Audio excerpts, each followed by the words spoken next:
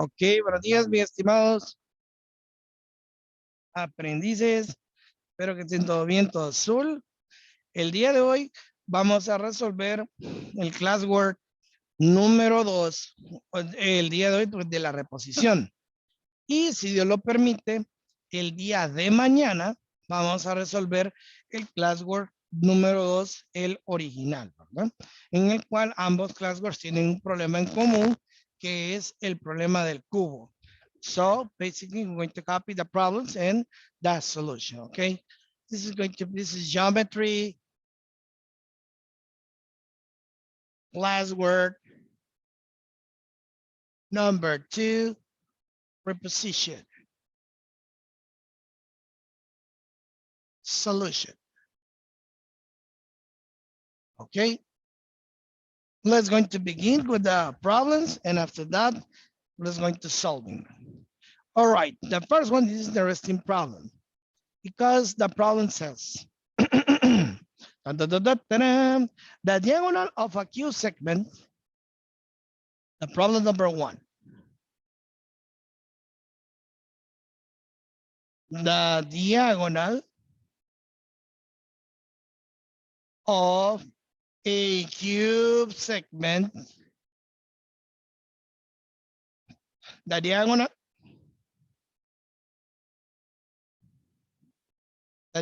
of a cube segment whose endpoints are vertices,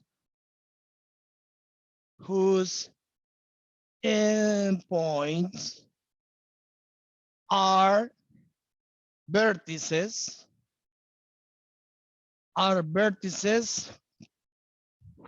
that are not on the same face.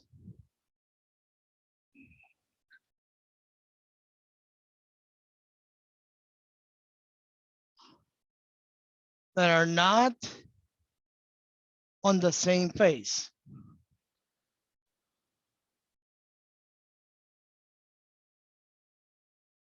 On the same base, period.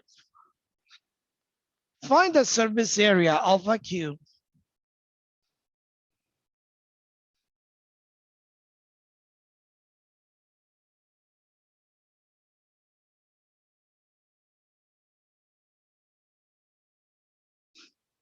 okay, surface area of the cube with diagonal length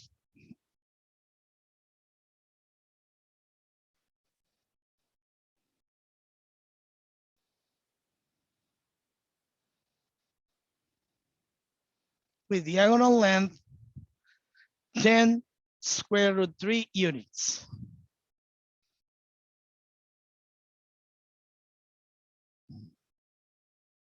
Okay.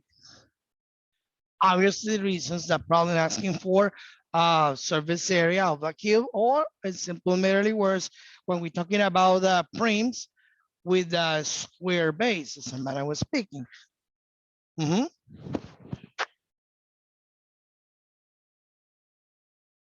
No es una diagonal, ya le voy a mostrar qué hacer.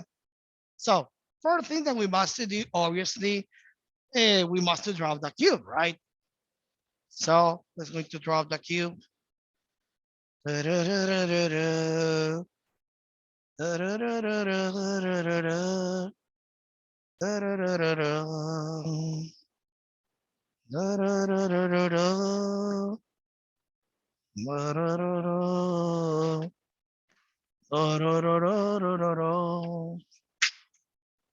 Siempre me cae eso, no sé por qué.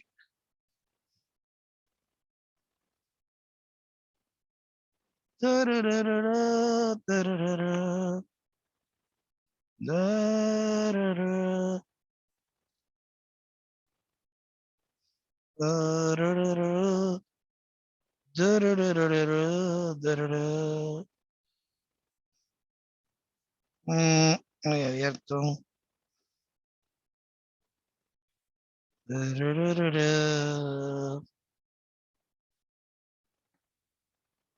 Ah, bueno, por allá. Vamos a mejorar esto aquí. Cortamos aquí.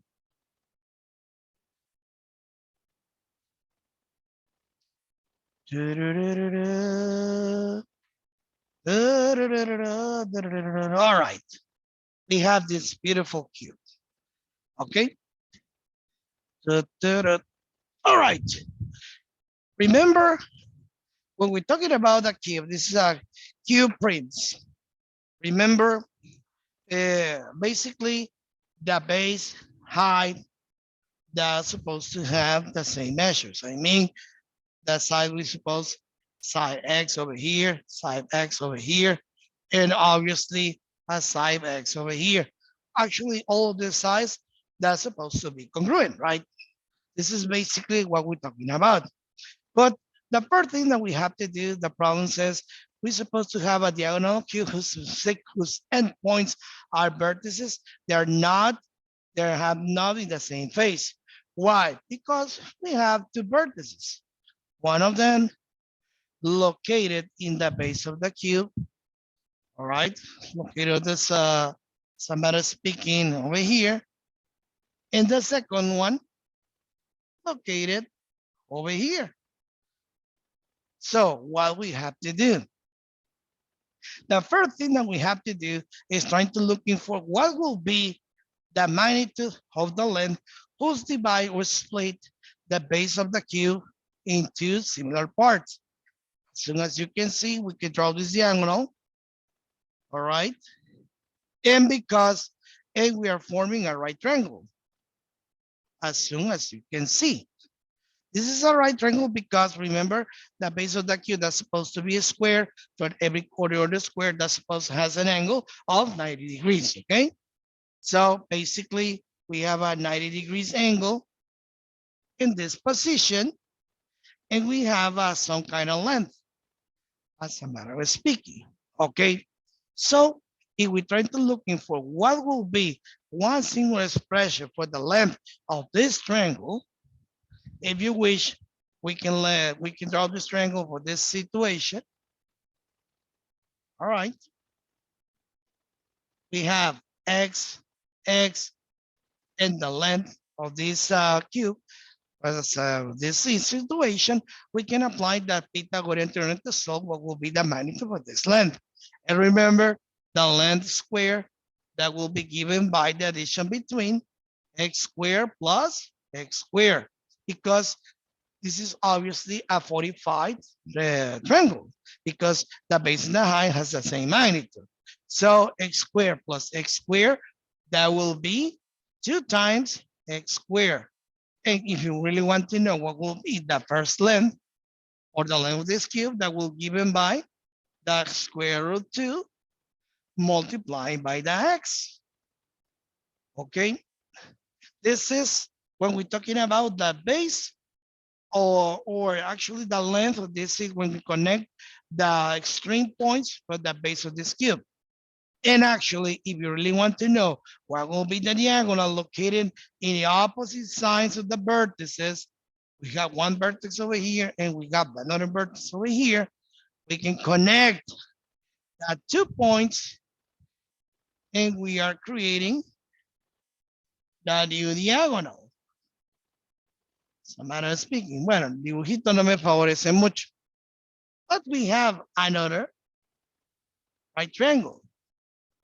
As soon as you can see, the height of this triangle will be given by the letter X, right? And the base of the triangle that will be given by the L. And this one will be represented by the diagonal of the cube. Actually, in simple merely words, if you really want to draw the new triangle, we have an extension, just like this one. All right, when we have the L, that will be the base, the height will be given by X, and we have the diagonal, as a matter of speaking, okay? Well, actually, if we're trying to looking for or using what will be a singular formula from D, remember, we have the Pythagorean theorem. D squared, that represents the diagonal, will be given by L squared plus X squared. Okay, but if you pay attention, we have one singular formula for N squared. L squared, that will be equal to x squared. Before to taking the square root, L squared is 2 times x squared.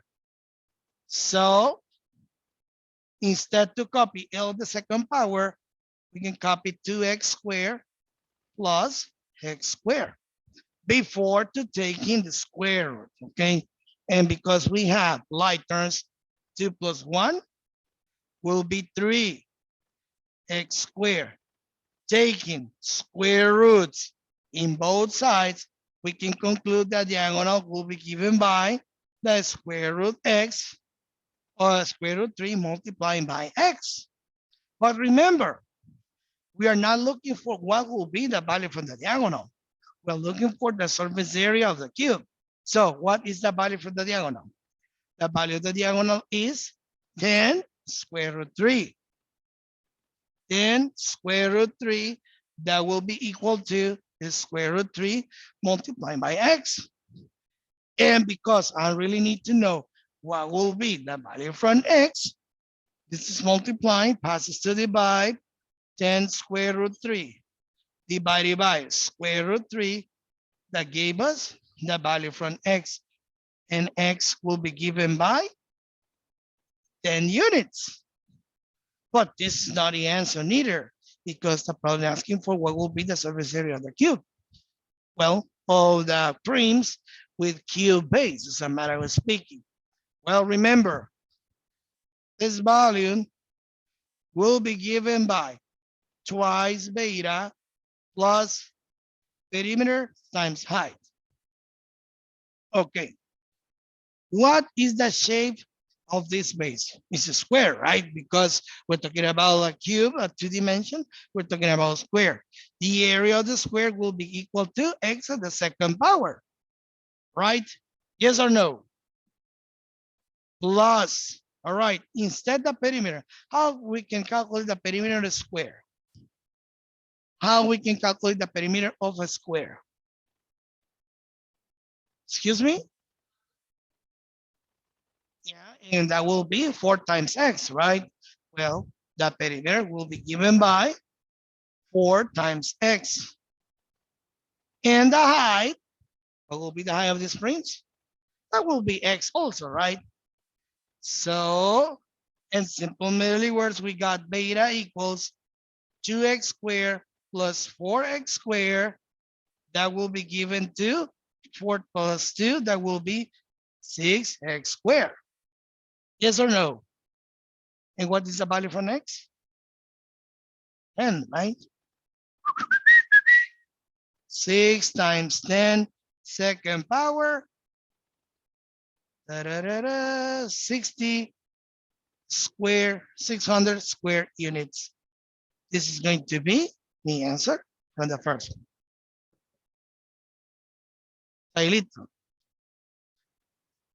Go right ahead. Yep.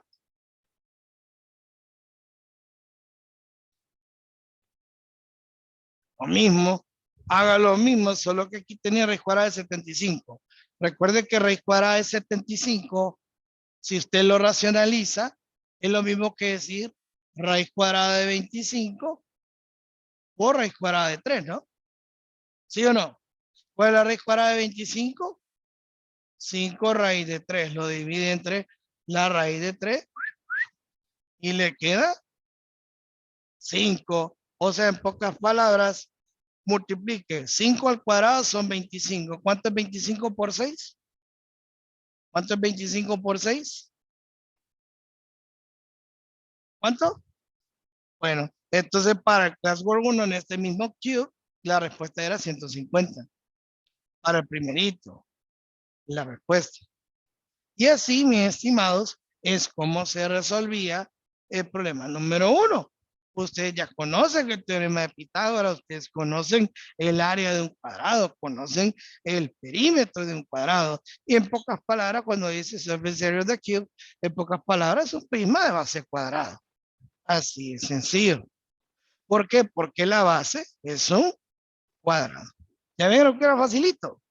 No era de complicarse tanto, pero hay que usar la imaginación un poquito, o un cachito. ¿Preguntas hasta ahorita?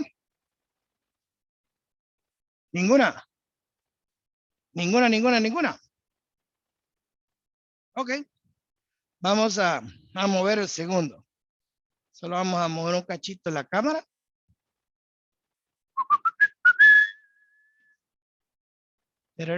El otro es fácil todavía, the lateral area. All right. In the problem number 2 says, the lateral area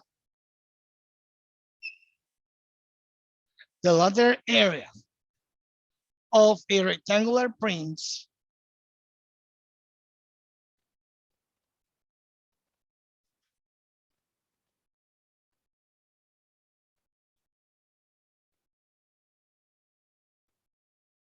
is 96 square meters.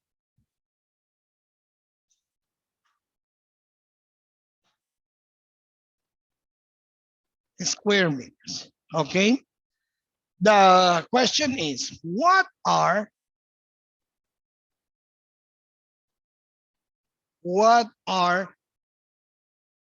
the possible dimensions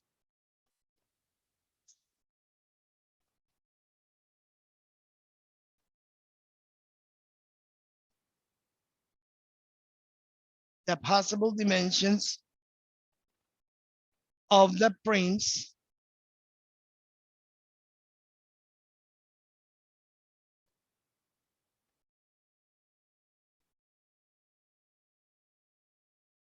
if the height is 4 meters?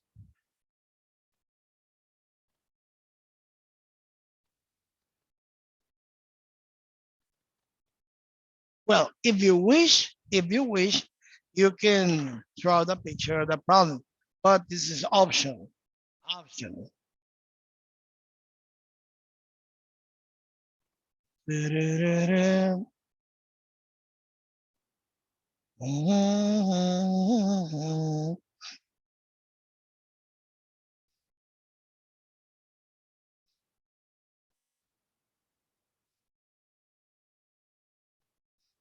Gosh, por ahí va. Okay, we're supposed to have this rectangular prints.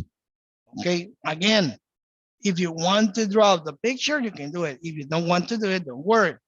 The height, that's supposed to have 4 meters high. And we're supposed to have the length.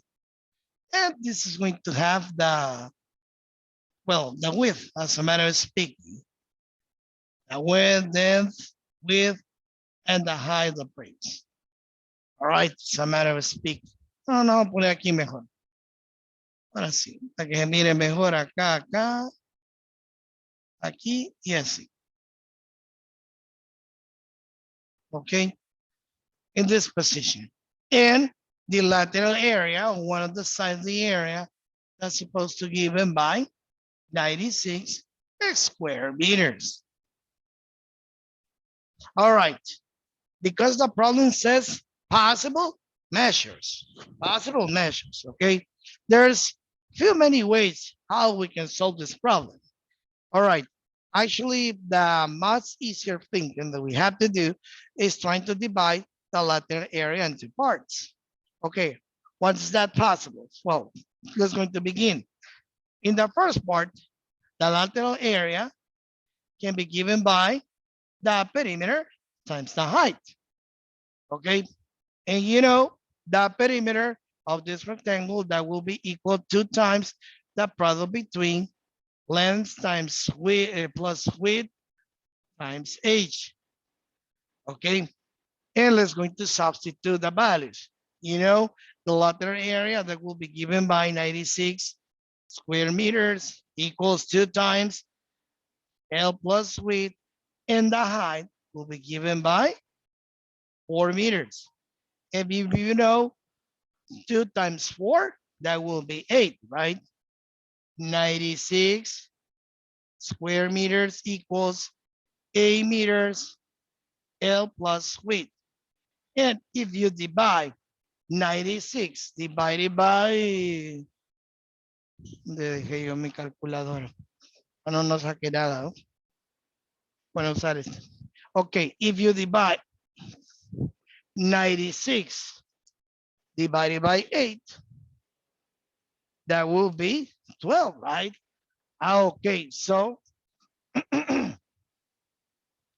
12 meters, that will be the possible addition between the length and width. I mean, the difference between, if you really want to solve for the L, we're going to say, okay, the length is 12 units more, the possibility, than the units of the width. Or if you want to solve for the width, could be gave us 12 units more than the length. But we need to know is precisely what will be, how much longer there will be one side to another one. Okay, this is one possibility. The second section, if we're using like a lateral area, okay, that's supposed to give us the twice beta, all right? 2 times beta. Remember, the second lateral area also gave us 96 square meters given twice length times width. Remember, length times width. Length times width is the area of the base. And if you divide 96 square meters divided by 2,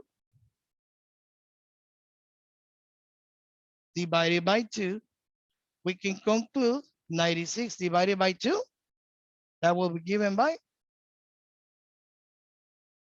that will be 48 square meters. Okay.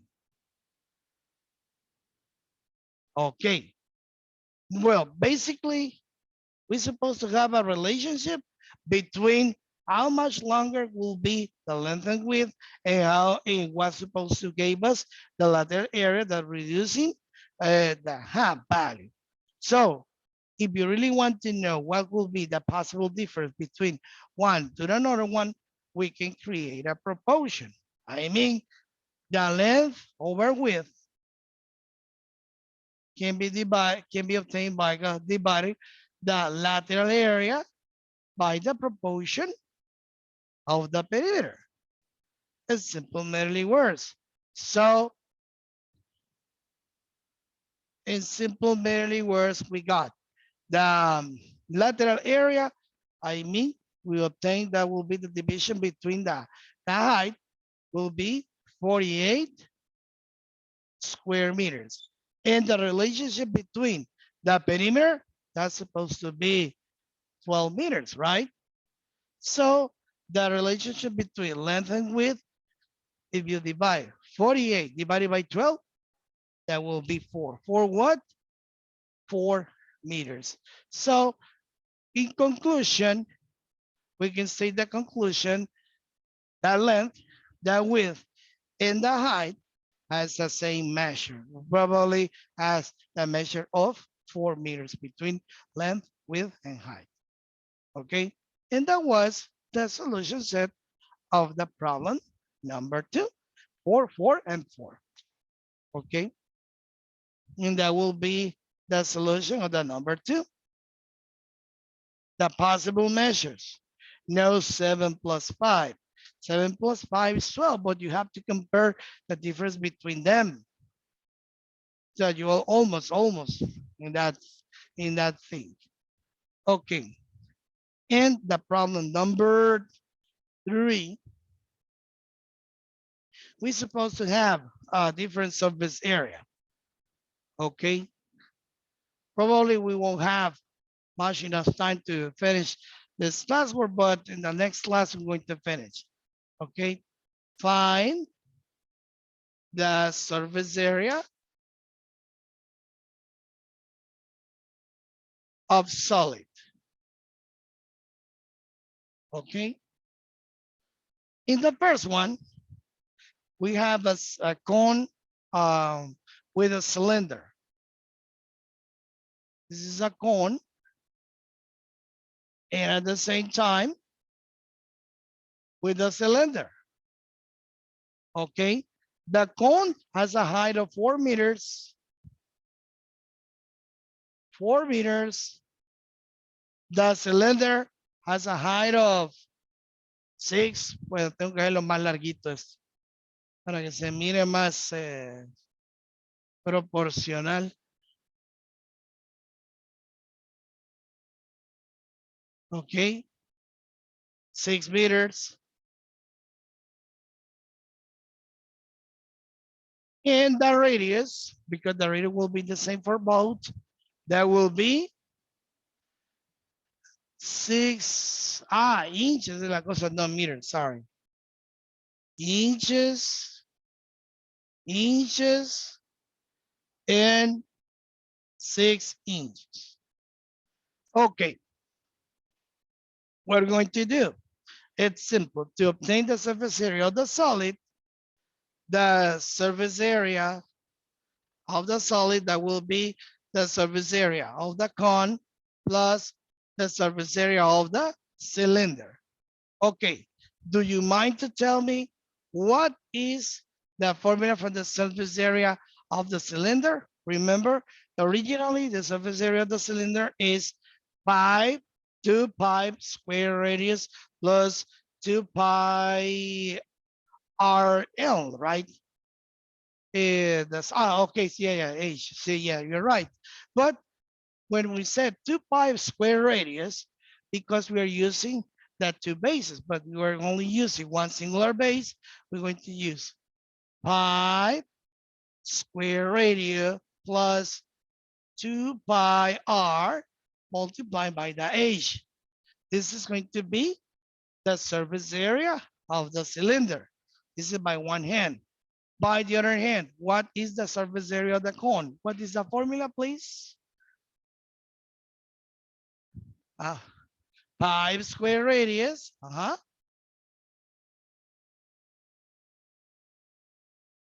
Okay, but we have a one singular formula and we can reuse this formula and because both are like terms, pi plus pi,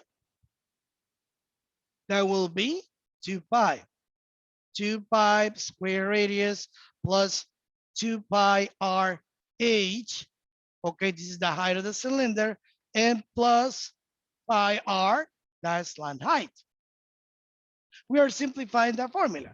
But remember, to obtain the slant height, the first thing that we must do is draw the right triangle. And remember, the radius will be the same, 6 inches. But the height of the cone, we're talking about 4 inches. We must be looking for the slant height. And that slant height will be given by the square root of 4 inches second power plus 6 inches of the second power. So let me see it. 16 más 36, 52 raíz 7.21.